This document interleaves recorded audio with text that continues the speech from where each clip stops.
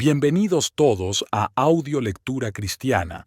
En esta ocasión leeremos ¿Por qué Dios permite el sufrimiento y las pruebas? Por James Montgomery Boyce. Acompáñanos en esta edificante audiolectura. Esperamos sea de gran bendición para todos. Dicho esto, amados hermanos, comencemos.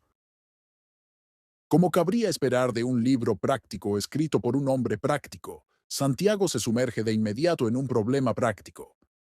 Lo introduce ya en el versículo 2, diciendo: Hermanos míos, considérense muy dichosos cuando se enfrenten a diversas pruebas, pues saben que la prueba de su fe produce perseverancia. El problema que Santiago presenta es el que enfrentamos cuando las cosas no salen como quisiéramos o como las habíamos planeado. Es el problema que tenemos cuando nos preguntamos, ¿por qué salió mal esto? ¿Por qué Dios permitió que esto sucediera? ¿Por qué me pasó esto? De todas las preguntas que me hacen, esta es probablemente la que he escuchado con más frecuencia. Las desgracias llegan a nuestras vidas, ocurren tragedias inexplicables, y nos preguntamos, ¿por qué? ¿Por qué sucedió esto? Santiago da algunos ejemplos prácticos.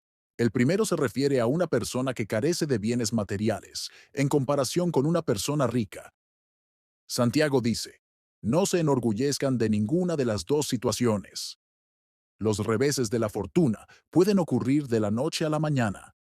He aquí una persona que, mediante la industria, el comercio o la simple superación de las circunstancias, ha llegado a una situación relativamente acomodada y de repente pierde todo lo que tenía. Es inevitable que se pregunte, ¿por qué sucedió esto? ¿Y por qué me sucedió a mí y no a otra persona? A veces no se trata de riqueza, sino de posición o prestigio. Podemos atravesar una etapa de nuestra vida en la que gozamos de gran prestigio. Nos encontramos en la cima de la alta opinión pública. Luego, la fortuna cambia y volvemos al punto de partida. Alguien en estas circunstancias bien podría preguntarse, ¿por qué? Los pastores a veces enfrentan estos problemas. Tengo un buen amigo que está en el ministerio cristiano y durante casi 20 años fue usado por Dios para fundar y luego construir una sólida iglesia evangélica. Esta llegó a tener más de 1,000 miembros, tenía un sólido programa misionero y ejercía una valiosa labor de alcance a su acaudalada comunidad suburbana. Pero había gente en la iglesia que no estaba contenta con el pastor. No les gustaba su estilo de liderazgo, como lo definían. De repente, le pidieron que se fuera. Fue un golpe duro e inesperado, tanto para él como para su familia. ¿Por qué suceden estas cosas? No había una explicación inmediata. A veces se trata de la pérdida de amigos o familiares por la muerte. Quizás sea la muerte de un esposo, una esposa, un hijo o una hija, o de alguien importante para nuestro bienestar, alguien de quien dependíamos, alguien a quien acudíamos en busca de guía y comprensión. A veces se trata de una persona que parecía esencial para cierta obra o ministerio. Cuando se va, el ministerio decae. Cuando nos arrebatan a esa persona, nos preguntamos, ¿por qué? ¿Por qué sucedió esto? Hay dos maneras de hacer esas preguntas. Podemos hacerlas con los puños apretados, agitándolos hacia el cielo en rebeldía contra Dios, diciéndole, ¿por qué permitiste que me pasara esto? De esa forma, la pregunta es en realidad una acusación. Significa, si eres quien dices ser, si eres un Dios amoroso, si eres fiel a tus promesas, nada de esto debería haber sucedido. O podemos preguntar, como lo han hecho los santos a lo largo de la historia de la Iglesia cristiana cuando se encontraban en circunstancias terribles. Querido Dios, ¿por qué sucede esto? Estoy desconcertado. Por favor, explícamelo. Si formulas la pregunta de esa manera, si le dices a Dios, no entiendo qué sucede, porque vivo en un mundo con horizontes limitados y donde, debido a mi pecado, ciertamente no veo las cosas como tú las ves. Acudo a ti en busca de la comprensión que solo tú puedes darme. Entonces Dios, fiel a su pueblo, puede ciertamente darte algunas respuestas. Algunas de estas respuestas se dan en el primer capítulo de Santiago. Algunas razones por las que hay 4 maneras de abordar el sufrimiento. 1. Algunos sufrimientos son simplemente comunes a la humanidad. Poéticamente, Job dijo, el hombre nace para la aflicción, como las chispas vuelan hacia arriba. Job 5:7. La palabra chispas en nuestras Biblias en español traduce 2 palabras hebreas que significan hijos de la llama. Es como si hubiera una gran hoguera y cada generación fuera arrojada sobre las cenizas de la generación anterior. Con el tiempo, esta también se consume y desaparece. Job no dice que esto esté directamente relacionado con pecados o defectos específicos. No lo estaba en su caso. Los sufrimientos de Job no estaban relacionados con ningún pecado que hubiera cometido o siquiera pensado cometer.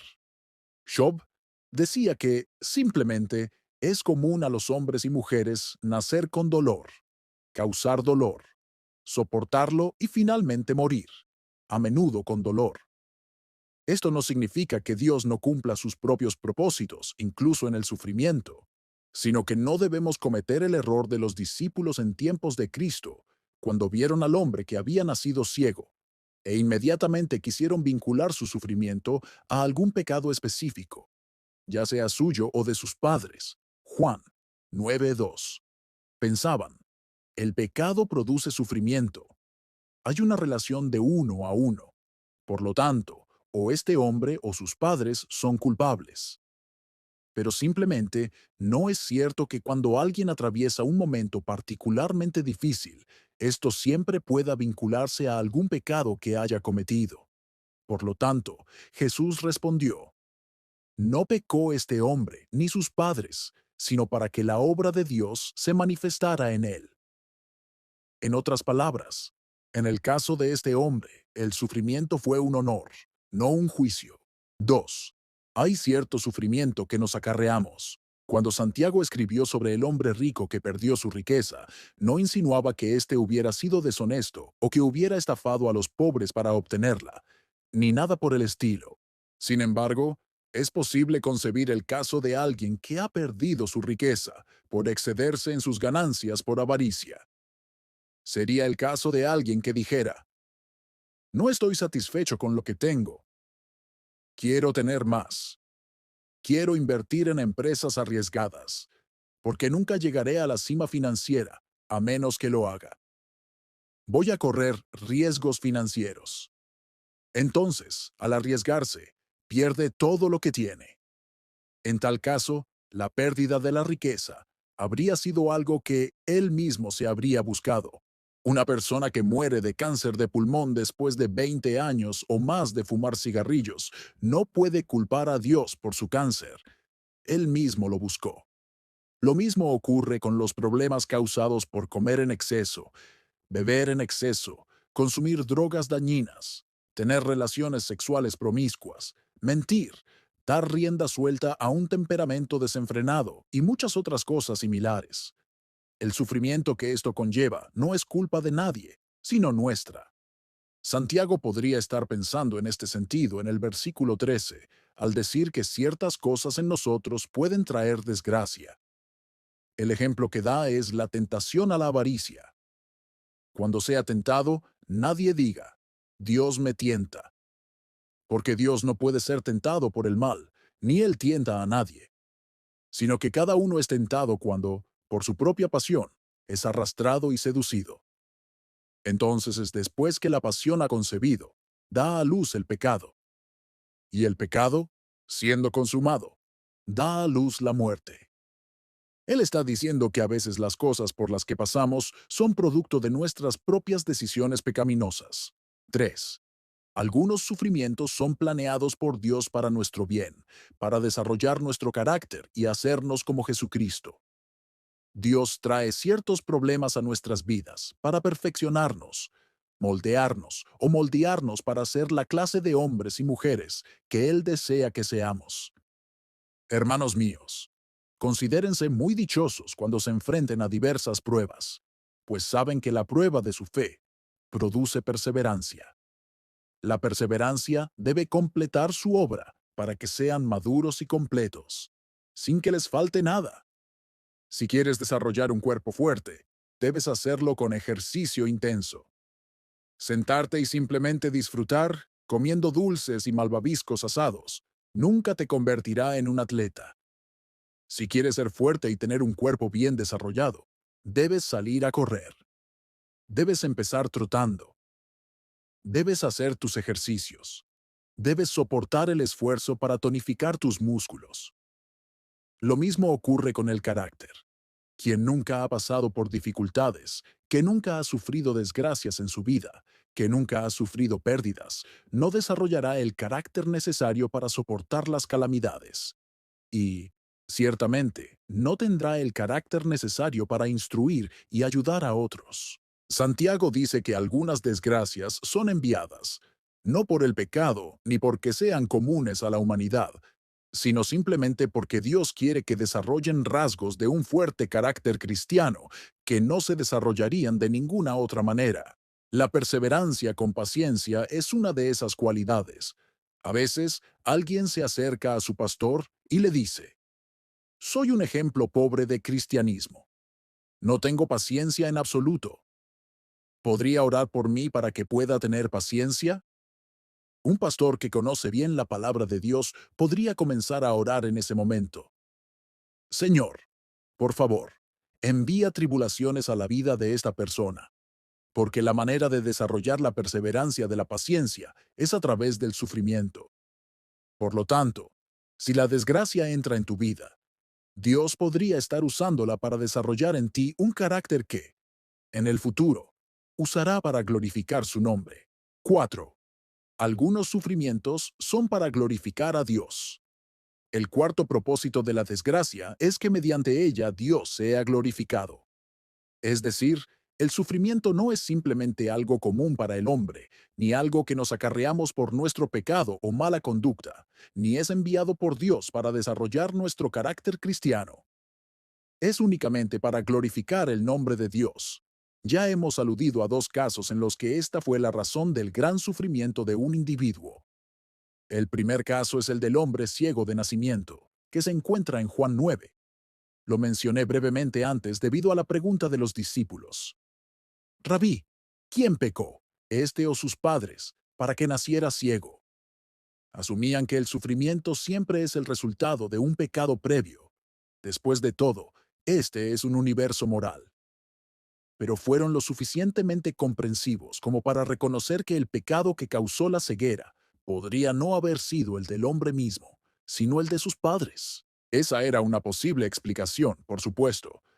Desconocemos si entendían algo sobre la transmisión de enfermedades, pero sabemos que la ceguera infantil puede ser causada por enfermedades venéreas en los padres.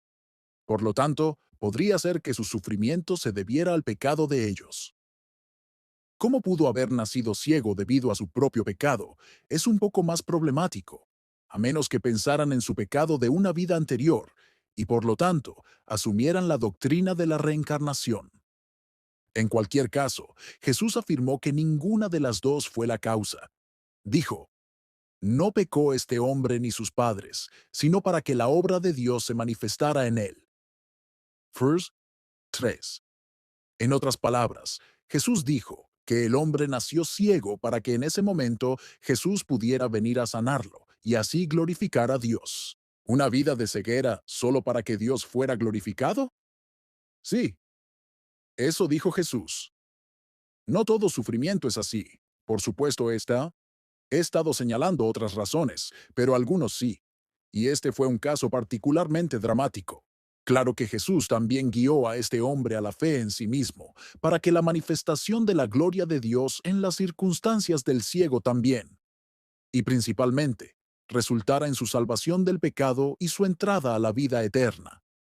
Su paso de la ceguera a la vista simbolizó su paso de la oscuridad espiritual a la luz espiritual, y fue el contexto de la poderosa declaración de Jesús: «Yo soy la luz del mundo». Los fariseos, que son los protagonistas de la historia, no vieron esto, no creyeron en Jesús y por eso permanecieron en la oscuridad. El segundo caso es Job, quien probablemente ilustra aún más claramente a una persona justa que sufrió solo para que Dios fuera glorificado. Analizaremos la historia de Job en detalle más adelante, porque Santiago lo menciona específicamente en el capítulo 5, versículo 11. Pero vale la pena señalar aquí que el punto central de la historia es que Job no había hecho nada para merecer lo que estaba pasando por eso. Sus amigos creían que sí. Argumentaron: nadie ha sufrido tanto como tú, Job. Lo sentimos por ti. Pero recuerda, Dios no gobierna un universo donde no haya correspondencia entre sufrimiento y pecado. Así que, si sufres mucho, es porque has pecado. Además, como sufres mucho, debes haber pecado mucho. Lo que necesitas hacer es confesarlo. Entonces, quizás Dios lo arregle. El problema con ese argumento era que Job conocía su corazón. No suponía que estuviera libre de pecado. Ningún hombre piadoso pensaría eso. Pero sabía que no había hecho nada tan terriblemente malo como para que Dios lo castigara. Job lidia con esta pregunta a lo largo de todo el libro. ¿Cuál era el propósito de Dios? Lo encontramos al principio, donde Dios llama la atención de Satanás hacia Job como un hombre recto y piadoso. Satanás replicó que Job servía a Dios solo porque Dios lo había enriquecido, y más tarde, que le servía solo porque temía perder la salud. Dios lo negó y decidió poner a prueba la calumnia del diablo, permitiendo que Satanás le arrebatara las posesiones y la salud a Job. Satanás lo hizo, pero al final, Job no maldijo a Dios, como Satanás había predicho. En cambio, Job bendijo a Dios. Así, Dios fue glorificado por Job, y sus caminos fueron vindicados. El sufrimiento de Job y el nuestro. ¿Qué dice esto sobre nuestros sufrimientos? Dice que, aunque a veces el sufrimiento nos llega por nuestro pecado, y a veces como la manera en que Dios desarrolla nuestro carácter cristiano, también a veces es la manera en que Dios glorifica su propio nombre, algo que solo es posible mediante el sufrimiento de su pueblo.